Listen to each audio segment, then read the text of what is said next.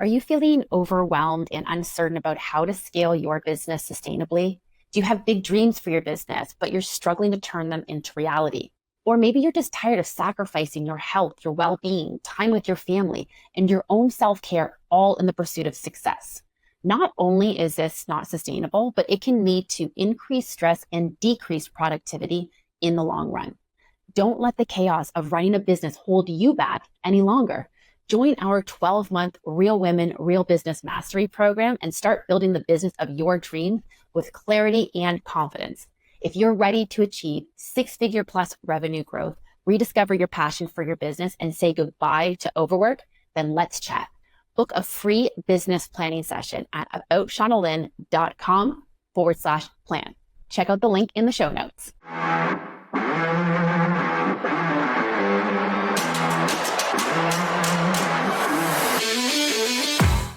Hello and welcome to the Real Women, Real Business podcast. I am your host, Shauna Lynn Simon, and today I am being joined by Michele Williams of Scarlet Thread Consulting and Metrique Solutions. Now, Michele and I actually go way back, and we were just discussing this. Don't ask us to put an actual date on it because as you get older, things kind of blur together. But Michele was actually a co-author. You might recall I've talked about this book a couple of times. I've had Luann Nigara on as a guest. I've had Claire Jefford on as a guest. And Michele Williams was also a co-author of the book that we all wrote together. So be sure to check it out. It's called A Well-Designed Business, The Power Talk Friday Experts. It is available on Amazon. Be sure to grab it. But Michele is here because of all of her incredible knowledge when it comes to finances and profitability. And of course, how all that relates into your small businesses or your larger businesses and how that helps you to live the life that you want to live and have the business of your dreams. So she has extensive experience in finance, in business management, and she offers coaching, mentoring. She does fractional CFO services. She helps her clients to achieve that financial clarity and operational efficiency and help them to make informed decisions that drive their businesses forward. Now, if you have listened to this podcast before, you know that I am a data-driven kind of person. My own personal background being an analyst. I do not love the accounting side of things, but I love the numbers. So profitability is totally my jam. And actually, Michele has her own podcast as well. Profit is a Choice. And that I was actually a guest on her podcast a few years ago. Again, don't ask us actual dates, but back in the day. And so she has been talking about this topic before it was cool, let's just say, because I would say that it's become a really hot topic in recent years, especially as the cost of living continues to increase, as economic uncertainty continues to unfold in different areas. But this isn't a new conversation. So today we're going to get into it. So Michele, welcome. Shauna, I am so excited to be here. This is fun. I was so excited when you reached out. I was like, yes, let's keep talking. We had so much fun when we met the first time and as we coordinated to do the book and just different things. And so I think I love what you're doing. Congratulations on the new podcast. Thank you. We need all the good podcasts out there. I'm a podcast listener as well as creator. And so I know what it takes and what goes into creating a podcast that is relevant and that matters and that really has a heartbeat behind it. And so I love that you're being so intentional with this one and see a need and you're trying to meet it. So thank you for that. I so appreciate that. Thank you. And yeah, I mean, that's definitely high praise coming from you because you have so much experience in the podcast world. I spent so much time guesting on podcasts and I always knew I wanted to create something of my own, but took me a little while to kind of figure out what was the message that I wanted to serve. And I think that you have to follow a podcast that's along the lines of what it is that you actually are passionate about, which is something that you've done. And again, I mentioned this in the introduction, but it's so true that you've been talking about profitability since long before it was cool to talk about profitability. People often get stuck on the revenues and how much money you're bringing in. Well, none of that matters if you don't understand your profitability from things. So why is it so important to understand how money works in a company? I know this is kind of like an obvious question, but like, why does this matter? Because I know so many people are probably listening to this and like, oh, I mean, do I really have to get into the numbers? It's stressful, especially these days. Some people find it just stressful to even look at their numbers. So what's the value for someone? And I will also say at the event that we did together, there was one woman that I was speaking to, and I asked her about her numbers, and she answered me, she said, I don't know, there's just always money in the bank, so I assume I'm profitable. So maybe speaking to people like that Yeah, about the value of this. that's a little scary, but it's interesting when you say that I've been talking about this before. It was cool. It is true. So I'm just going to give a quick snippet of my own history so people understand why this is so important to me. Sure. I started my career working for Dun& Bradstreet Software, building financial application software. Okay. I did that for 10 years. Worked in like the actually building of the software to do the things to support companies, never thinking I'm going to have a company that's going to need all this knowledge. Right. And I came home to raise my children, and I, not even with a huge plan, started a custom window treatment light design company on the side. People started coming to me and asking me to do these things. Well, I didn't know how to price anything properly. I Hmm. didn't really understand the difference between wholesale and retail. And I mean, I knew mentally what the differences were, but how Sure. that applied to my small business, I didn't really have a good application model for that. I'm working around my kids' mother's morning out and nap schedules because they're little. And I am just sewing up a storm. I'm installing and I'm giving advice and consulting and doing all the things. And I don't know how to charge for it appropriately. And then I find myself at the end of the day owing money to my company for serving rich people for their homes. And I'm not a dummy. I just honestly, I think part of it was because I was so passionate about what I was doing that I let the passion get in front of the financials. I thought the business part I'll Hmm. figure out later. I'm going to chase the passion. Well, when we were effectively at that point a one income household, and my husband was making money and I was pretty much taking his money so I could serve rich people in my hobby, Right. it didn't make any, and paying for childcare while I did it. I had to sit down and have that moment of, wait a minute, if I was making six figures in software, I shouldn't be at least negative numbers as a profit. I had revenue. Right. I just didn't have the same amount in net profit to be used. I wasn't paying myself a healthy salary, and I didn't have money to make the business sustainable. And so I had that hot moment of, what am I going to continue this? Because I could honestly spend all my time with our kids and not lose money. Like, that's Right. Right. Why are you possible. working to Why am I lose working to lose money? money and to Yeah. lose time and energy and all those things? Well, It didn't make any sense. and I also want to add to that, I talk often about what I call the accidental CEOs, which I feel is the majority of my audience listening. And these are people who are just like you, they followed a passion, not a plan. That's right. That's exactly what I did. All passion, no plan, like no Yeah, plan, yeah, none. And so I hobbled along for a couple of years because the money was coming in and people were buying and they sure. wanted. And, I was producing a good product and doing all of those things. I was great at customer service. Like, I knew how to do all Yeah. that, right? To some degree. And then I got to the point where I was like, I'm losing money in my quest to fulfill my passion. I could go back and do this for free, for fun. And so I had to make a hard decision. Am I going to be in hobby or am I going to be in business? And so then I started defining what's the difference between a hobby and a business. Hmm. And I made the decision I wanted to be in business. And then I started looking at what are the business things that I did not have. To your point, I did not have a vision. I didn't have a mission. I didn't have a strategy. I did not have any set hours or set templates of anything. So everything was like from the beginning, from the beginning, from the Right. Starting beginning, from scratch, starting from reinventing the scratch, wheel, so to speak. reinventing the Yeah. wheel. And some of that's natural in that stage, but mine was Sure. more than normal. And so having been in corporate and led corporate, a lot of that was always done for us by the management, the upper management teams or the Right. marketing teams. And so at my level, manager of a development organization, that's not what we were doing. We were just doing the work. And Sure. so I went back and was like, oh, that's what all those dog and pony shows were about. So I thought I'm going to create my own little dog and pony show. If you've been in corporate, you know what I mean. They pull you into this Uh, big hall and they rah rah ree around oh all the yeah. vision and the mission, and you're all supposed to get so excited. So Yeah. anyway, I thought I'm going to create my own excitement around those things. And I started writing them. And as I started writing them, I started realizing this reconnection of my heart to my work. So, because here's the thing I will tell you, and I can tell you from having experienced it myself and having coached so many women, I've coached thousands of women. If you do not put the money behind the passion at some point, the passion will no longer remain.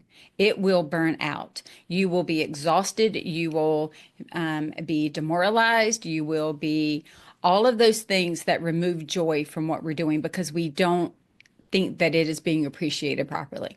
And so, especially if we are taking that passion and trying to make a job out of it or some type of a business out of it. So I started realizing there had to be a value statement around the work. And the way that I had to do that was I had to start blocking all of those things that were getting in the way of me doing the job that I needed to do. So once I kind of set up this framework, as I call it, the mission, the vision, the why, the values, the culture, all those things. Here's who I'm going to be and here's what I'm going to do. Then I started looking at, there's a great book called The Gap and the Gain. What's the Ah, Jim difference? Collins, yes. Or no, What's sorry, the was that Jim Collins? Sorry. Yeah. Yeah, I think it is. Well, I'll have to look. Either way, I've read The Gap in the Gain. It's Yes. great. I love, yeah, It's don't live in the what gap, live in the gain. live in the Yes. game. But it helps you start to look at what is the difference between where I am and where I want to go. Yeah. And how do I get there? Like how do I start creating strategy and goals and tactics and all the things? And so then once I did that, I realized I had to align my financials. So when we're talking about financial understanding and companies that can make money at the revenue level and not have money at the profit level, it is because we are either not, there's a difference in looking at the numbers and saying, I know the numbers, and using those numbers for decision making. Oh, Right. They're brilliant. not the Yes, same right thing. there. They're not the same thing. And there are a lot of people that are using a lot of these terms. Like you said, I talked about it before it was cool. Well, that was around 2003. And I thought I better get my act together. I'm never going to make any money. So I committed to understanding the business and putting practices in place that would support not only my business growth, but my financial growth.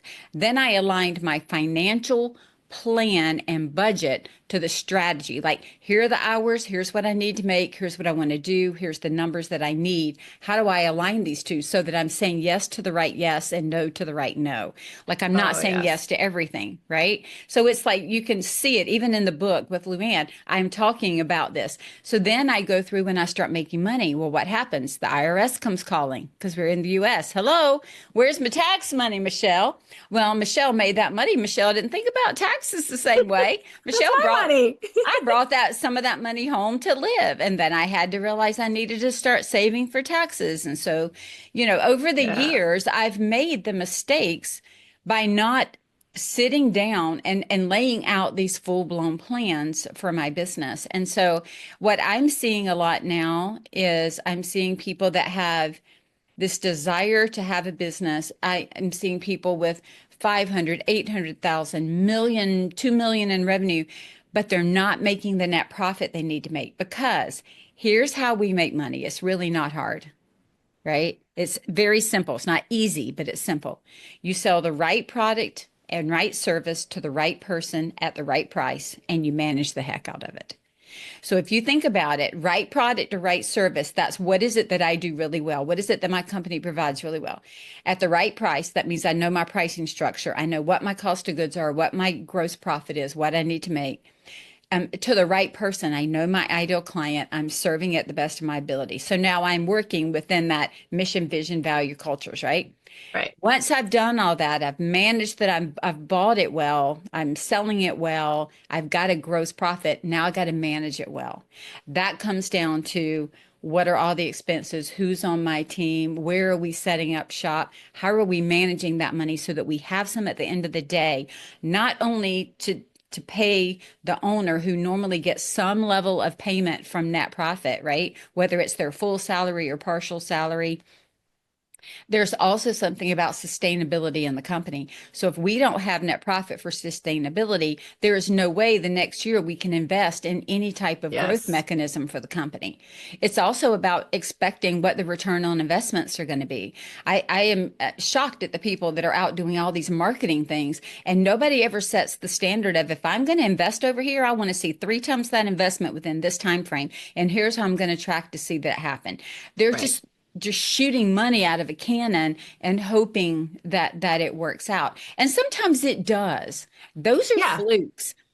Those are flukes, right? They don't, it doesn't sure. always work out the same. It's what we want to find is a repeatable process that says, if I'm going to play this, this gamble on this marketing opportunity, here's what I need to get out of it. And when it doesn't, or if it doesn't, I know when to cut bait and say, I'm going to go like fish in another pond. I'm not going to keep throwing good money after, bad. Yeah, and there's so many things that I want to dig into here because you're so speaking my language. But just quickly on the marketing thing and talking about the return on the investment, one of the things that I discuss with my clients all the time is about when it comes to marketing ventures, campaigns, whatever you want to call them, you have to identify what is your objective, first of all. So I just had this Hmm. conversation with clients earlier today of if social media is a great example.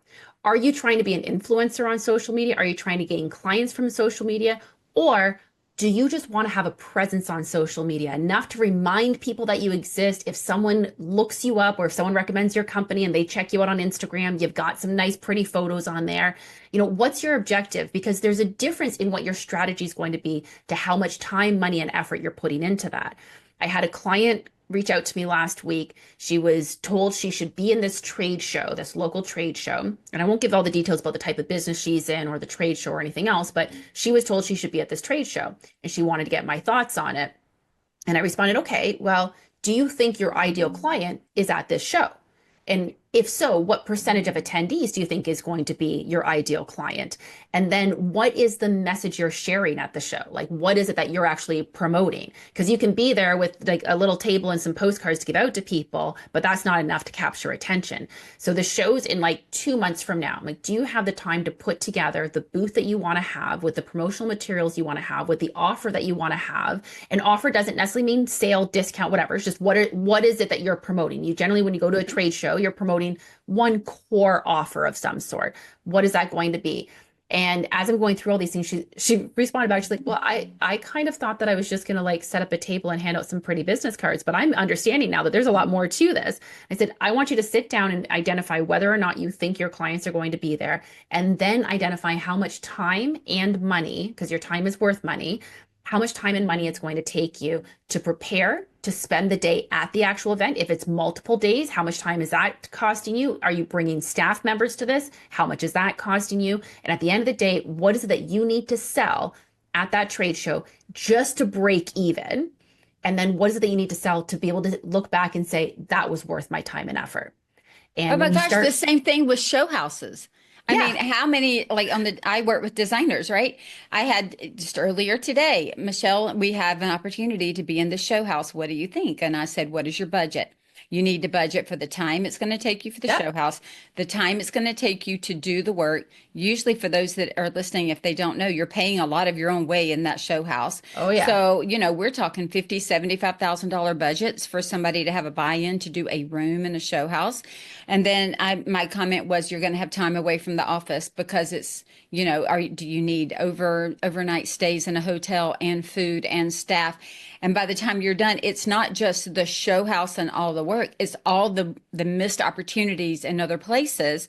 And are the yes, people that you want to serve even walking through, like who are they bringing in and how much are they bringing in and what does it look like? And is this a short-term return or a midterm or a long term? Like, exactly. some of these people, it might be 2 years before they build a house and call you. So it's really for any same holds true if you're looking to hire somebody. Like Yeah. I get this question, should I hire two junior people or one senior person? And I'm like, okay, well, let's look at the workload. What do we need to Sure. do? What do we need to hand off? Do you have time to train? If you don't have time to train, we go senior. If you've got time to train and time to invest in another person, we can go more junior. So everything is a trade-off between time and expertise and Exactly. money. And it's stopping to take a look at all of those things before you're making. But see, that is strategic business. That's the thing that I teach is Yes. how to think of strategy and then break it back down into tactics. I love to serve at the point where strategy and financials intersect Oh, I because love that. what happens is a lot of people are asking me about my financials. Well, all they're really asking me, they're asking me for more than they know they're asking me Right. because you admit again back to the whole before it was cool, there's a lot of people talking now about profitability, but what they're really talking about is gross profit. They're doing a lot of you can mark up x% or you Sure. could have x% gross profit margin and now you're profitable. That does not make you profitable. That is No. saying that you can sell a product. Yes. Profitability happens at the end of the day after everything has been paid. And then I see people that have positive net profits, but they owe hundreds of thousands of dollars on the balance sheet. Well, that's still not getting you very far either. Right. So it's a whole money management that intersects with a strategy. And so if we're looking at our financials separate from our strategy, in isolation, those financials might look great. But when we look at them aligned with the strategy that we're trying to put out there, there may not. I have a free offer on the website that is a financial health checkup. And Ooh. I usually have people take it twice a year. All of my private clients take it twice a year. They take it at the beginning of the year and they take it in the middle of the year. But you just go in and answer on a scale. There are 20 questions on a scale from 1 to 5. How would you rate yourself? And then it gives you a score and it tells you how to improve your score and where to start looking. Like, here's where you need to go focus. Like, one of the Amazing. questions might be, I have a budget and I manage to it. One, two, three, Right. four, five. Do you or don't you? And Right. for some people, when they say, I don't even know the questions I'm supposed to be asking, I'm literally telling you the questions you're asking yourself, right? And if Right. somebody just made like an 80%, like which I think could be like all fours, not even fives, all fours, or some threes, fours, and fives, you're going to do way more than the average business owner because it just means you're even looking and monitoring and Right. measuring the numbers, not as a separate data point, but how they're used in analysis. You started off by saying, I don't really love accounting. What I'm taking that to mean is you don't love the process of doing the accounting and putting it in the books, but you love the You got data it. points so that you can use them for analysis so that you can make decisions. Yes. And I don't that's the enjoy doing the actual bookkeeping, right, accounting, debits, credits, and balancing all that stuff. right, No, but give me which a is spreadsheet fine. with some numbers any day and Which is let me fine, dig into right? them. Let the bookkeeper and the accountant put the numbers in their right places and then Right. hand it to you.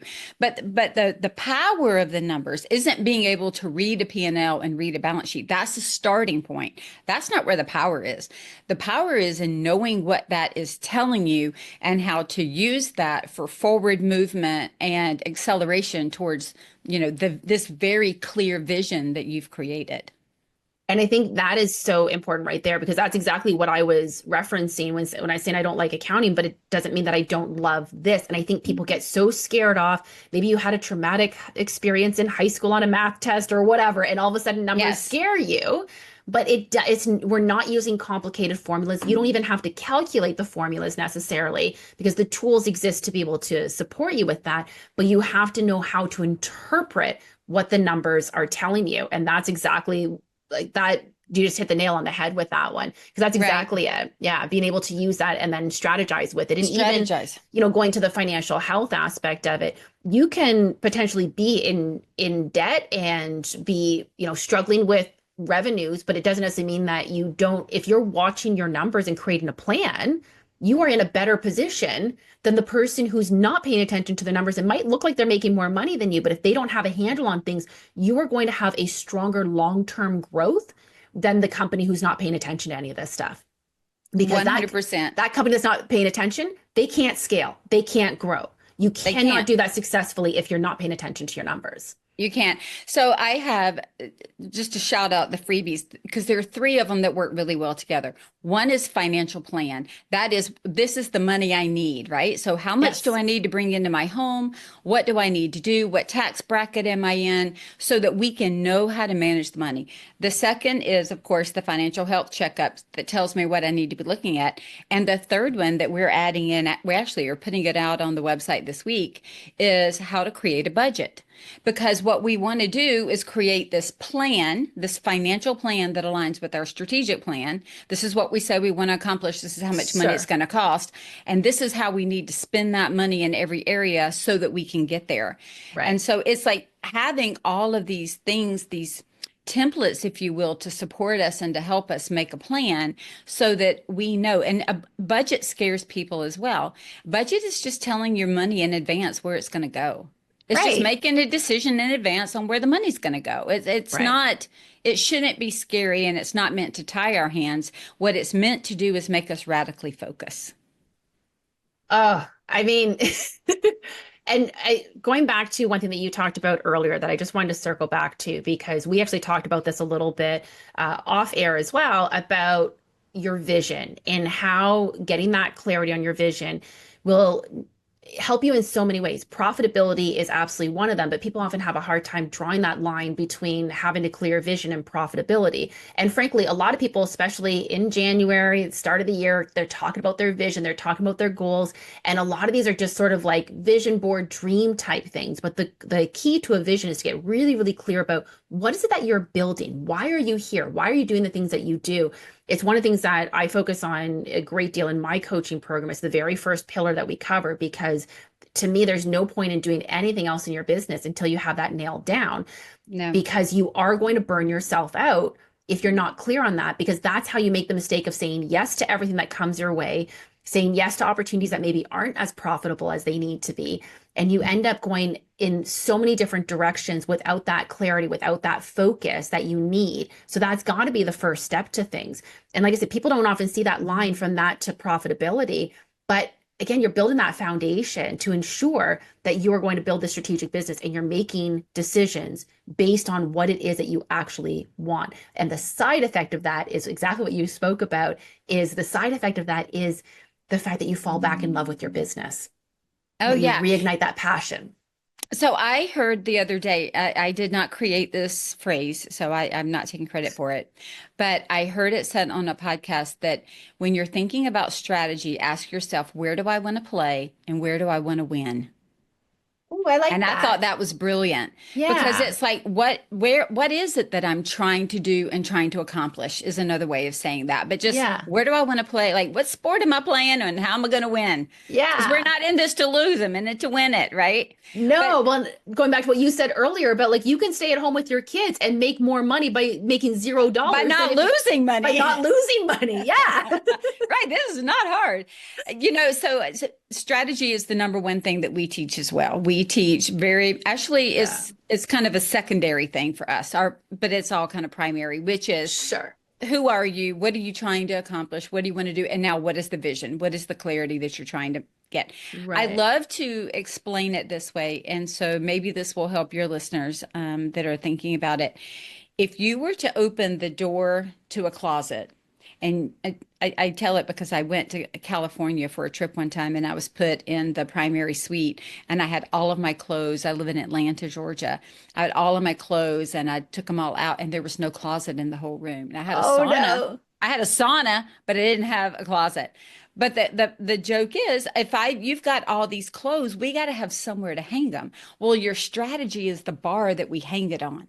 And so if you've got a clear strategy, I can now build an operational plan that matches the strategy. I can build a hiring plan that matches the strategy. I can build a marketing plan that matches the strategy and build a financial plan. So it's like opening the closet and there's a solid rod in place and will hold the weight that you can put on it. And every aspect of your business, you're putting it on a hanger and hanging it on that strategic plan. And they all work together like a capsule of clothing, like a wardrobe capsule. Yeah. That's what we're trying trying to create, things that go together and work together.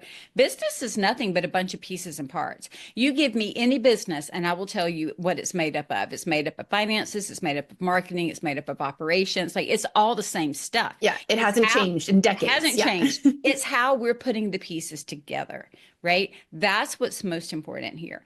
And so if we don't have a strategy that everything is very siloed and they may be great in isolation, but they might not work together. Like this may be an awesome marketing opportunity, but I may not have any money to invest in it. And so Right. it's the merging of all of these things focused on one strategy. That's what provides success, and it provides rest. You had talked about pre-air. We talked about just why are we building businesses that exhaust us and that remove our joy? Are we doing that to make a couple of bucks? I don't think No. anybody wants to do that. Our businesses are meant to serve us, not the other way around. And we can get twisted up due to our passion and our desires sometimes to where we've built this business that is so big or so demanding that we are serving the business. I'm not saying we don't work in it. I'm not saying we don't love the business and we don't care for it.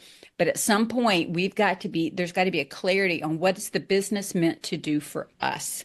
And we have to keep that in check. Otherwise, it's like I tell my clients, if you don't set boundaries, that business will eat up everything you give it. It is a machine and it will take and take and take. So we have to create the boundaries. And that very clear strategy with that vision helps create those boundaries that the business has to work and live within. And the same thing within the finances. Yeah, and I mean, whatever your boundaries are, cut them down further. But I think it's easy going back to the whole passion-driven aspect of things. It's really easy for us to get a little bit caught up in, but I love what I'm doing. So I don't mind working some extra hours, but I Mhm. love what I'm doing. So I don't mind throwing in an extra couple of things for this client for no charge. Like when we keep using that, but I love what I'm doing, That's it's right. a terrible trap. And it's how I burnt myself out back in Yep. 2017, because at no point did I feel stressed. At no point did I feel overwhelmed. I was loving life.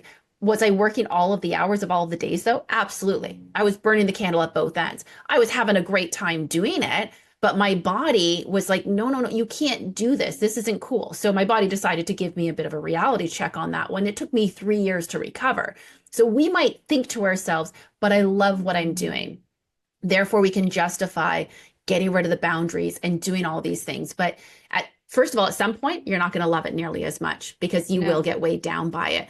But secondly, even if you love what you're doing, it doesn't make it any less worthwhile that you should be getting paid for. Your expertise still matters, you still matter, and your health still matters.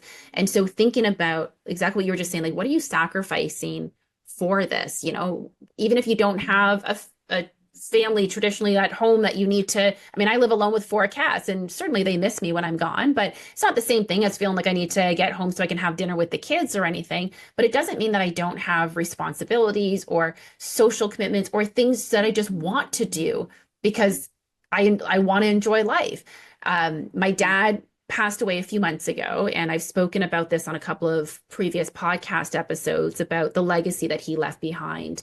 And my mom read a beautiful poem. It's called The Dash, and she read this at Hmm. the celebration of life. And I'll give you the gist of it. Essentially, it sounds like you're familiar with it, Michele, but for anyone who's not familiar with it, talks about a man who visited a gravesite or spoke at a funeral. I think it was. He spoke at a funeral and he read the date that the person was born and the date that the person died. But he said, but what really matters here is the dash between those two dates. How did you live your dash? Did you live your dash to the fullest? Yes, you want people to remember you. If you were successful in the business that you ran and you touched people's lives and you helped people and you led with that passion, that is absolutely something to be super proud of and have people remember you by. But is that the only thing you want them to remember you by? That like, well, I didn't really see much of her outside of her work hours, but man, she really built a solid business. Great. That's not what I want my legacy to be. Don't get me wrong. No. Yes, I want to be respected for the work that I'm doing, but not at the expense of the personal connections and the social connections that I can have because I've allowed myself that with the business that I've built. So one of the things that I have recommended to my clients that find themselves caught in that swirl of I just want to give and I just want to do and this is so easy and I'll just add a little more is I have them acknowledge every time they do it. So what is the clear scope of work that the client's paying for and where is every place that you go above and beyond either in time, materials, whatever it is, and write it down. Ooh. And then we're going to put a price to it. And then Yes. I want you to look at it and I want you to ask yourself if you were willing to give that up. Because in isolation, that everything seems reasonable. It's the pattern of behavior, right? If you Yeah. did that twice during the year, I would be like, kudos, you really were caring. If you do it over and over and over, then like I told somebody, I think it was yesterday, I said, if you find that you are always going above and beyond and over and over and over, just increase your prices because you're telling me that that is the minimum level at which you want to serve. So just increase the prices to balance it Sure. instead of fooling yourself and always giving it because it will create resentment. I for clients that are, over givers, I will say to them, here's the thing. If the client that you're giving to doesn't recognize it as a gift, in other words, I threw that in or spent 4 extra hours, but I never told you, I never billed you, I never put it on the invoice, you never saw it. They got a gift they don't even know they got. So Yes. now when you're expecting them to thank you or something else and they don't, instead they ask you if there could be another renegotiation of the bill, and you're over here thinking I've already given you 4 to 6 extra hours, but they don't know they got that gift, right? You get resentful. Yeah. You get resentful. So I said either acknowledge it and then ask yourself if you're willing to do it, and if you're not, put it on the bill. But it's starting to train ourselves to really look at the cost of Right. what we're giving and doing. And if we want to absorb that cost, do it. Still Sometimes show it on the bill though. they'll show it on the bill, courtesy, whatever. Absolutely. They need to know. Yes. Sometimes a way to work around that is to create a budget, a company budget of this is how many hours I'm willing to donate to Goodwill hours. enhance, Yeah. yes, goodwill hours, goodwill money, whatever it is. This is what I'm willing to do. And then you have to go to the budget and ask yourself, is this the time I want to use it? Kind of like when you watch some of the singing competitions and each judge gets a save. Like every person that comes up, they know they have a save for that person if they Sure. got voted out, but they got to ask themselves, are you the one I'm willing to do it for? Just stopping ourselves enough to have that pause to ask the question then makes us very intentional with how we're spending our time and money and where we're capturing the value of valuable products and services. So true too, because the other thing is that like if you are to your point, like we've got to show the courtesy hours, we've got to show the hours that we're actually charging to the client that we want to give to them. But if you're looking at this and saying, well, it's not that big of a deal, I'll just give a few hours here and there, or I'll just give this a little bit of time, but they're not needing it, like they're not asking for it. You haven't done anything wrong for them to merit that. You've got to think about what other time are you spending that's not billable that you are going to get caught up on. Anyone who's in, and my audience is beyond just home stagers and interior designers, but given my experience in both those fields, a lot of our audience is in those fields. And I'm going to speak to interior designers especially on this one because we all know there are going to be times where something goes wrong in a project and you have to eat it. That is the only course of action. You cannot charge your client for something that was your mistake, or you have failed in some way, not necessarily you, but your rep, the experience has been diminished, whatever it is, and you have to eat a cost on something. Those times are going to happen. So why are you just volunteering those times? That's Like, right. Then it's just more and more and more. And if you hand a client a couple comments on that, if you hand a client a bill that says, gratuity hours or hours that we didn't comp, you're not asking for compensation for gifted hours, however you want to phrase it. There's so sure. many ways. If you're doing it on every invoice, that should be a trigger to you. Hello, Yeah, Michele, don't do it on every invoice. But now you've taught the client to expect it. you got It's it. like when the coupons come in and you're like, well, just wait and you can go get the coupon, or don't ever buy it without the 50% off or Right. whatever. So we've got to start thinking about it. So just even capturing it first internally and then externally will make us stop and go, wait, what's happening? What am I doing? Do I need to increase my prices? Do I need to charge for a broader service? Do I need to fix something? What do I need to do? Because if it's showing up over and over, I will tell you, most people don't even recognize how much money they're leaving and losing by just not charging for what they're already doing. Oh, and I think I'll admit I'm guilty of having those conversations with myself and have gotten better over the years of not feeling like I need to give someone everything and the kitchen sink. And I'm talking in my coaching, in my online training. I mean, like I've got online training courses, for example, that I've put a ton of effort and knowledge and insights into. These are my blood, sweat, and tears have gone into these. So why am I discounting those? And I continue to maintain them, but it's easy to look at them like, well, it's just a digital product. It doesn't cost me anything to give it away for free. Well, wait a minute, that's not exactly true. Why am I giving away the things that I've worked hard to gain this knowledge, to put it all packaged up together in a nice, easy little module course that you can now take and apply in your own business? So not only am I providing value to you, but I'm potentially making you money. But for some Mhm. reason, I shouldn't get paid for that. Don't get me Right. wrong, we're all going to have our free things that we're going to give away to help people to do better, to gain some traction on some things, but it doesn't mean that we have to give away everything for free. That's And right. some people are just going to go and get the free stuff, and that's fine. That's why the free stuff is there. You don't have to hire me afterwards if you just like my free stuff. But understand that the things that if you want to get access to me one-on-one, if you want to get my trainings, like all of those things do come at a cost. And there is a price that needs to be paid for those things.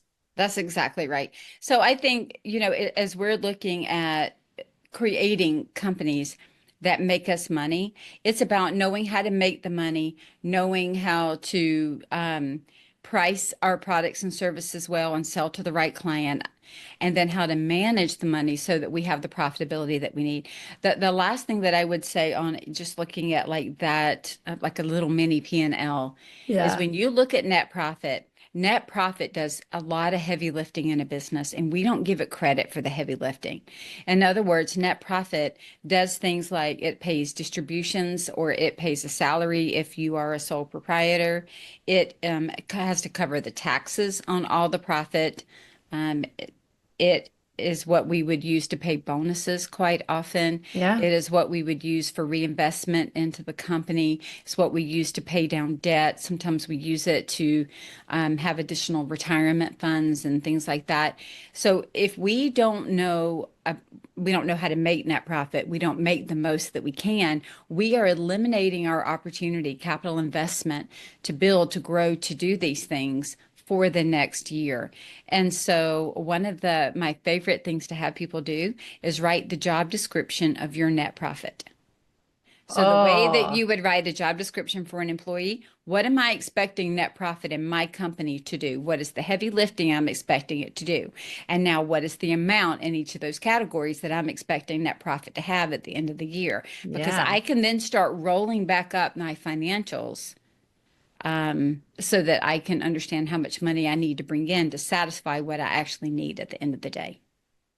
Amazing. And so I'd be remiss if I didn't touch on this, though. I mentioned your other company at the start of this, talking about Metrique. Is it Yep, Metrique Solutions? you got Am I it. getting that right?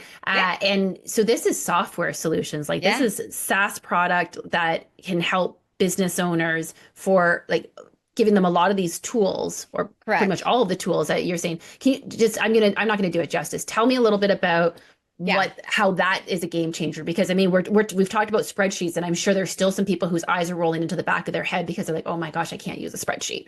And yeah. so how does this help to solve some problems or So, challenges? yeah, thank you for that. Over the years, I've been coaching since 2013, but I've been teaching pricing courses and financial courses since about 2009. And so during the course of teaching all of these, I was delivering spreadsheet after spreadsheet. Here, do this. You want to know the cost to have an employee? Here, do this. You want to know how to do your financials backwards to see how much money you need to make? Do this. You want to know what your billable capacity is? Here's another spreadsheet. Like I was over here producing spreadsheets for everybody. And in 2021, I decided to try to pull them together into a dashboard in Excel. And we did that and we used it for a few months, but we started running into some of the limitations. And so I hired a development team. Of course, I originally came from development of Right. software. And so we built Matrix Solutions, which is an adjunct to your financials, meaning you can load in your QuickBooks information or other financial information, and then you can use it to do top down, bottom up financials, which might look something like, I want to make $100,000. I want to pay $30,000 in taxes. I want to have $10,000 in profitability left in the company, and I want to put this much in my retirement. And it works its way back up with you answering questions to tell you what your revenue needs to be to make that happen.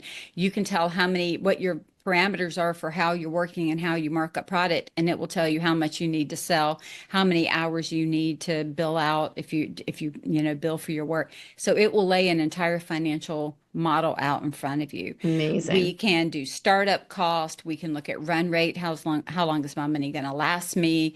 We can look at project profitability across all types of scenarios. And it is not just for interior design or staging. It is for small businesses. So it's built with all small businesses in mind.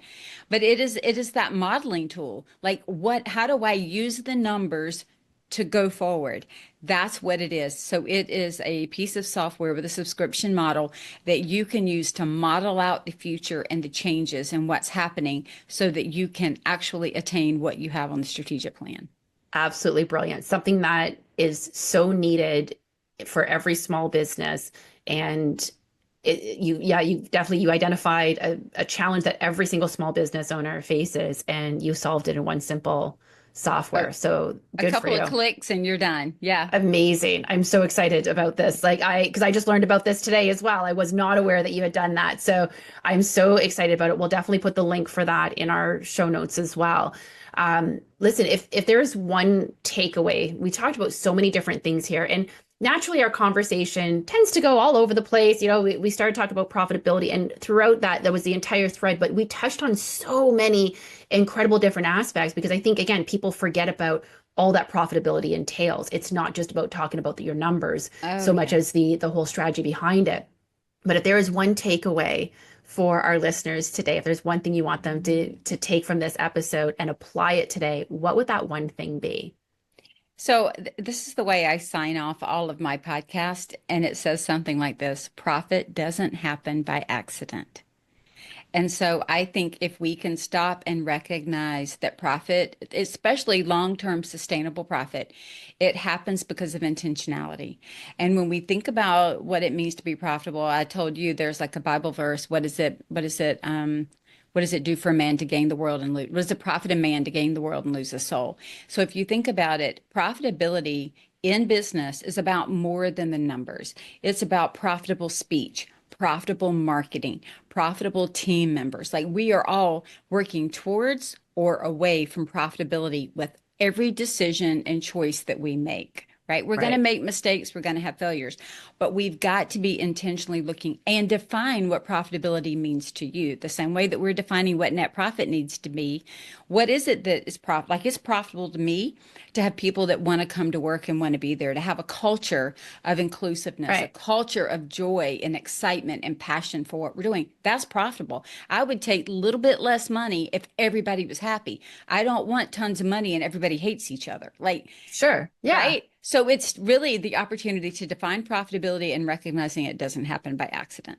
And I love that you are saying that each individual business owner has the opportunity to define what profitability looks like, feels like, and means to them. Because of that, I think right there, like, let's take back that control. That's us. That's not your Yes. accountant that's saying that. That's not anyone else that's dictating. Mm-mm. That is about you getting to decide what profitability looks like to you and be intentional working towards it. Beautiful. Thank you so Well, much. let me say this just on that because I think this is interesting. Our profitability needs shift and change as our businesses grow. Yeah. Like, I work with a lot of individuals who are now looking on how to sunset their business. Do I close it? Do I turn the lights off? Do I sell it? Do I merge? What does that look like? Their profit needs, their money needs from that company, if we're looking at it from the money perspective, are reducing because they're moving into a retirement phase. Right. And so we have many people that started these businesses when they have young children at home. Their needs might be very different than when those kids go to college. a heck of a lot of women calling me, my kids are entering college, I've got to kick this thing into gear. Or I've gotten a divorce, I've got to take care of myself. Like there are life situations that happen that require, remember when I said, what does the business need to do for you? Just not what, you're not just here to serve the business. Identifying profitability for the company and what that looks like is telling the business, this is what I need from you, and this is what I'm going to give you to provide that for me. Perfectly said. So beautifully said. And you're absolutely right. Yeah. And thank you for adding that's such a great final note to end on. So thank you. Michele, this has been an absolute joy to have you on the show. I'm so glad that after several years, I finally got to return the favor and get to have you on my show. So thank you so much for bringing so many great insights. And you make it so simple. As you said, it doesn't necessarily make it easy, but it is simple. So thank you. You're very welcome. Thank you for having me. Amazing. So listen, if you're listening to this show and you're enjoying what you're hearing, don't forget to leave us a review, subscribe to us on your favorite podcast platform. And the best way, as always, that you can really show your support for us, as well as your fellow female entrepreneurs, is to share this episode with someone that you know is going to gain some value from it. Until next time, everyone, keep thriving.